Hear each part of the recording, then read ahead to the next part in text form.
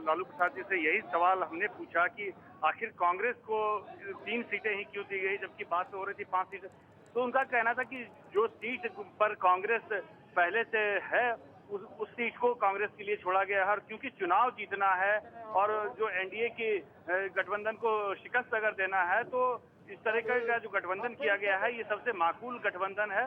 और इसीलिए आरजेडी एक सबसे बड़ी पार्टी के तौर पर 25 सीटों पर चुनाव लड़ रही है। और रामविलास पासवान के लिए हालांकि उन्होंने मांग की थी 16 सीटों की, लेकिन उन्हें सिर्फ 12 सीट दिए गए हैं और 3 सीट ही कांग्रेस के लिए छोड़ी गई। लेकिन जब हमने पूछा कि क्या कांग्रेस इससे सहमत है या कांग्रेस में कोई नाराजगी है, क्योंकि कांग्रेस का कोई नेता प्रेस कॉन्फ्रेंस में नहीं आया था, तो उनका साफ तौर पर कहना था कि जब उनका साला ही उनसे नाराज है तो कांग्रेस की नाराजगी के बारे में वो क्या कह सकते हैं। लेकिन ये जो प्रेस कॉन्फ्रेंस बुलाई गई थी वो एलजेपी और आरजेडी की थी, न कि ये पूरे यूपीए गठबंधन की थी। लेकिन साफ तौर पर उनका कहना था कि यूपीए एक होकर चुनाव लड़ रहा है और जो भी कोई पार्टी में अगर विरोध का झंडा बुलंद करता है तो वो पार्टी से बाहर माना जाएगा। उनका इशारा साफ तौर पर साधु यादव की तरफ था। राधिका, हम बात करते हैं इस बारे में रवि धीमान से। रवि, सवाल उठ रहा है कि कांग्रेस को पता है कि नहीं, एलजेपी और आरजेडी ने तो अपने समझौते का जिक्र कर दिया, मीडिया के सामने आ गए, सीट शेयरिंग की बात कर ली, लेकिन कांग्रेस के खाते में जो 3 सीटें गई हैं उस पर कांग्रेस की प्रतिक्रिया कांग्रेस के सूत्रों से।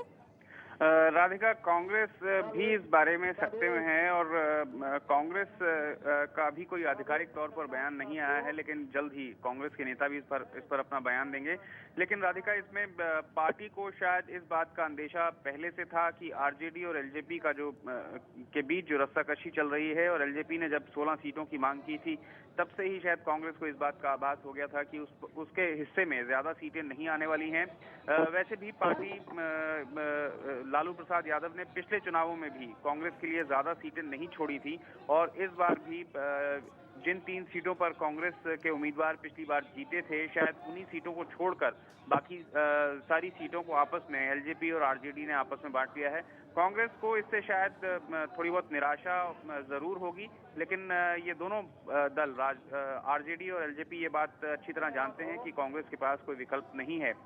जिस तरह से नीतीश सरकार और वाहवाही लूट रहे हैं पूरे बिहार में, उसके चलते अगर कांग्रेस को इस बात की उम्मीद कायम रखनी है कि यूपीए गठबंधन की सीटें ज्यादा कम ना हो और उन पर ज्यादा फर्क ना पड़े, तो शायद कांग्रेस को मन मारकर जो ये समझौता हुआ है उस पर अपनी मोहर भी लगानी पड़ेगी। हम चलते हैं अब पटना, जहां मौजूद है हमारे संवाददाता प्रकाश कुमार, उनसे बात करते हैं। प्रकाश, पिछले बार 4 सीटें थीं, इस बार 3 सीटें छोड़ दी गई हैं कांग्रेस के लिए। कांग्रेस का भविष्य इस चुनाव में? राधिका, इसे इस रूप में देखा जा रहा है बिहार में कि कांग्रेस के साथ धोखा और एलजेपी का कद बढ़ा। यानी कि आरजेडी अगर 25 सीटों पर लड़ रही है तो उसे बहुत बढ़िया तरीके से नहीं देखा जा रहा है।